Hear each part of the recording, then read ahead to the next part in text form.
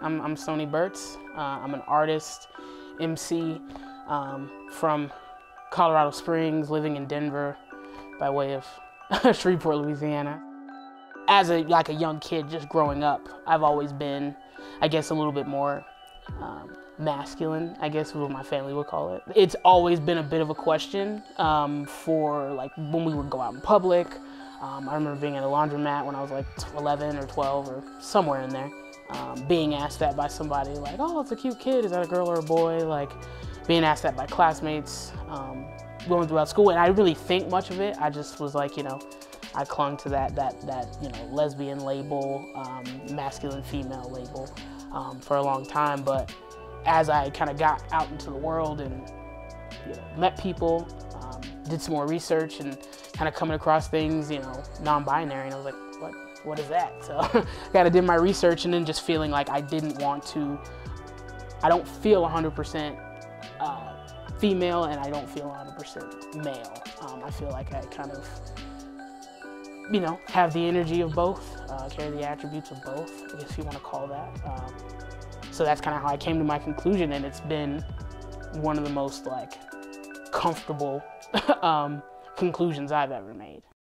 Kind of at a young age, you know, my dad kind of talked to me and my sister just about, you know, you're female, you're black, like you've already got 2 strikes. So anything more that you add to that equation, like being, you know, a person that's queer or, you know, any other type of marginalized community, that it's going to be a lot harder for you than it is going to be for somebody who isn't a person of color. So kind of think about your choice. And I think for me, that kind of predicated the coming out process, because I didn't feel like it was that big a deal. I didn't feel like I needed to make an announcement because it wasn't necessarily something I at least felt, and maybe that was naive of me, that my parents were gonna be like jumping up and down about or happy or something. Not that they would be hateful or angry, but just that they would have a flash of my life 30 years from now and how difficult it's been for them just being people of color.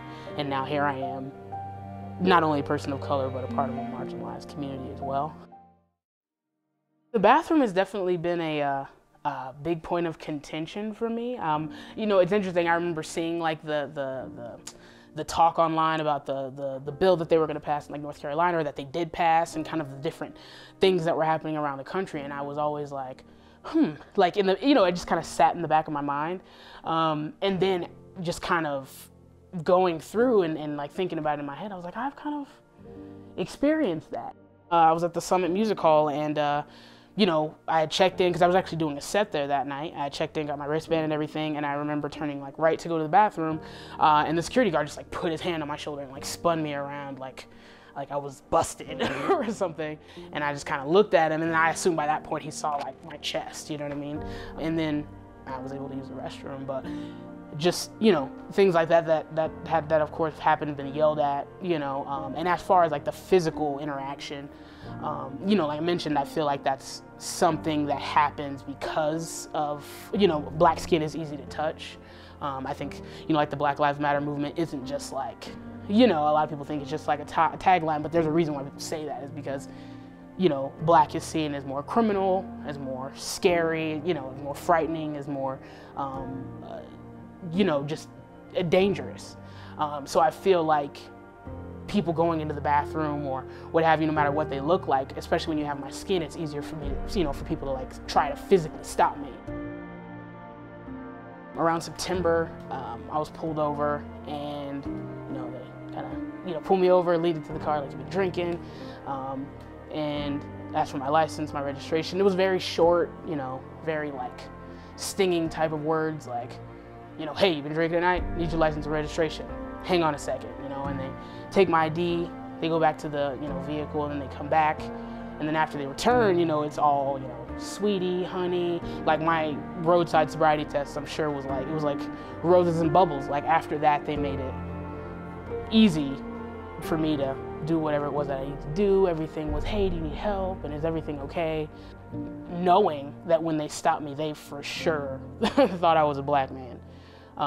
And the treatment that I was getting, like not, hey, how's it going? You know, you been drinking tonight? Like, what's going on? You're swerving back there. None of that. Just immediate, just hardness. I don't know. I've never personally experienced it like that before. And then after that, it was, you know, honey, sweetie, you got a female officer to come over and administer all of the things they needed to administer. So it was an interesting situation because, you know, obviously with, you know, we see what's happening in the world and what's been happening since the beginning of this, you know, inception of this country. Black people die a lot at the hands of the state, police, you know, sanctioned murder, or, you know, however you want to describe it. And my biggest thing with situations like that is not necessarily just being like misgendered by the police or dealing with that, because I'm going to get a degree of it because of my skin, regardless of if they think I'm male or female. But for that to go down like that, or for me to be, if something ever happened to me, my concern isn't really for the harshness I would be treated with from the police, because I'm familiar with that. It's well documented what I could receive in regards to that. But I'm more concerned about like my family, about people I know, about being like a victim of something and not having anybody know because of how I'm perceived, you know, until they look at my license. Like, does it really take that? So it just kind of compiles in terms of just like the daily anxiety of just being a person of color. As much as like bad that there can be, I certainly do see the positive a lot more, I guess, just by like getting up every day, being able to just walk outside and know that like this is how I identify, and if anybody asks me, that's what I'm going to tell them. And like by virtue of doing that, that kind of breaks the mold for the next person to walk outside and, you know, be whoever they are. I've met a lot of people that have told me more about my identity than I knew, in terms of like different bits and pieces, maybe parts of history that I didn't know. So having that there kind of makes you feel like you're supported a little bit, even if you're not like right within the proximity of said people, knowing that there's other people trying to figure out like if they should wear a binder or not. Like, do they have any, you know what I mean, like dysphoria? Like, do they have any of the same maybe things that you want to talk about, or that you're, you know, interested in, or maybe having questions about? I mean, I get to wake up every day and like know that I'm like fully formed now. So that's kind of cool. I think that's the most positive aspect of anything.